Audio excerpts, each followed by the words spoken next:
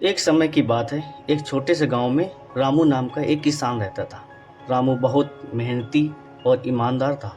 उसके पास एक छोटी सी ज़मीन थी, जहां वह अपनी पत्नी सुमित्रा और दो बच्चों मोहन और सीता के साथ रहता था। रामू की सबसे बड़ी ख्वाहिश थी कि वह अपने बच्चों को अच्छी शिक्षा दे सके। हर सुबह रामू सूरज उगने से पहले उठता और खेतों की ओर निकल पड़ता। वह अपने खेत में धान और गेहूं उगाता था। उसके खेत हरे भरे और सुंदर थे, लेकिन उसकी जिंदगी में एक समस्या थी, पानी की। गांव में अक्सर सूखा पड़ता था, जिससे फसलें ठीक से नहीं हो पाती थी।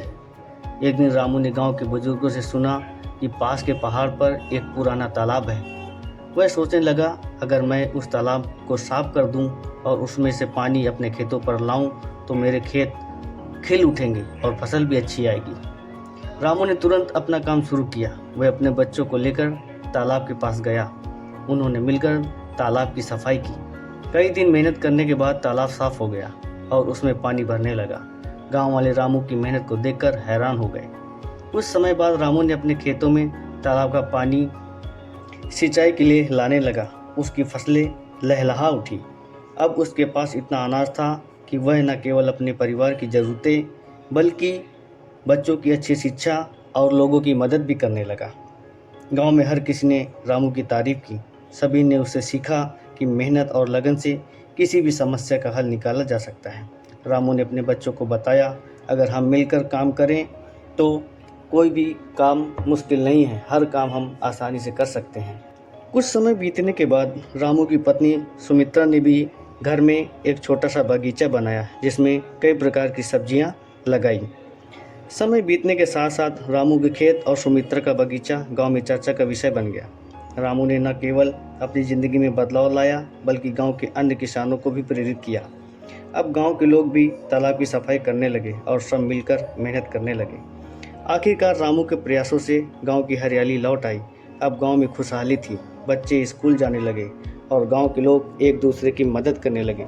रामू ने साबित कर दिया कि सच्ची मेहनत और एकता से हर समस्या का समाधान संभव है। इस तरह रामू की कहानी गांव में एक प्रेरणा बन गई।